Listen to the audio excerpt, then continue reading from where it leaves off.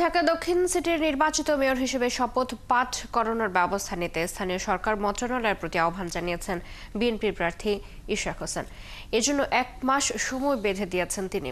ইশরাক আরও অভিযোগ করেছেন, নির্বাচন কমিশনের উপর সরকার এরই মধ্যে হস্তক্ষেপ শুরু করেছে। এদিকে ইশরাককে শপথ পড়ানোর দাবিতে টানা 3য় দিনের মতো কর্মসূচিতে নগর ভবনে তালা দিয়েছেন তার সমর্থকরা। আরও জানাচ্ছেন সবুজ মাহমুদ। ঢাকা দক্ষিণ সিটি কর্পোরেশনের মেয়র হিসেবে ইশরাক হোসেনকে শপথ পড়ানোর দাবিতে চলমান আন্দোলনের 3য় দিন শনিবার বিকেলে স্বয়ং সংবাদ সম্মেলনে আসেন ইশরাক হোসেন। জাতীয় প্রেস ক্লাবে আয়োজিত এই সংবাদ সম্মেলনে চলমান পরিস্থিতি এবং নিজের অবস্থান পরিষ্কার করে ইশরাক জানান, মেয়র হিসেবে শপথ পাঠ করতে সময় বেঁধে দিয়ে চিঠি দিয়েছেন তিনি। এই উপদেষ্টা পরিষদের অধীনে একটি সঠিক, সুস্থ, নিরপেক্ষ জাতীয় নির্বাচন অনুষ্ঠিত হতে পারে কিনা সেটা নিয়ে জনমনে এখন শুধু সন্দেহ না, তারা এখন স্পষ্টতই দেখতে পাচ্ছে এটি সম্ভব নয়। আদালতের রায় ও গ্যাজেট প্রকাশের পর শপথ পড়ানো নিয়ে গড়িমসি করে সরকার ধানের শীষের প্রার্থীর সাথে বৈষম্য করেছে বলে মন্তব্য করেছেন ইশরাক।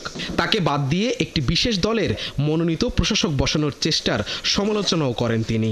তারা চাচ্ছে যে তাদের নিজস্ব দলীয় ব্যক্তিদেরকে প্রশাসক হিসেবে বসাবে এবং আগামী নির্বাচনের সময় একটা ফায়দা লুটবে এবং বর্তমানে যে অর্থনৈতিক লুটপাট চলছে নগর ভবন কেন্দ্রিক এবং বিভিন্ন ঠিকাদারি বিভিন্ন সব কিছুতে, সেগুলা চলমান রাখার জন্য তারা এখন আমাকে বাধা প্রদান করার সিদ্ধান্ত নিয়েছে।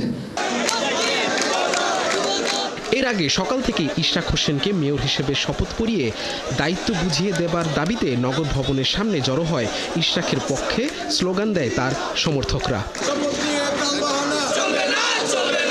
পরে বেলা 11টার দিকে বিক্ষোভ মিছিল নিয়ে যাত্রা করে সচিবালয়ের দিকে।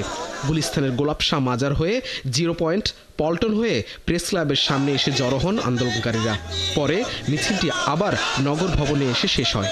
ইশরাক ভাইকে মেয়রের শপথ গ্রহণ করাক, তা না হলে সারা বাংলাদেশ আগুন জ্বলবে। এই ঢাকাবাসীর যদি দাবি মেনে নেওয়া না হয় তাহলে এই ঢাকাকে অচল করে দেওয়া হবে। দাবি আদায়ে ধারাবাহিকভাবে কর্মসূচি চালিয়ে যাওয়ার ঘোষণাও দেন বিক্ষোভকারীরা। সবুজ মাহমুদ, 71, ঢাকা।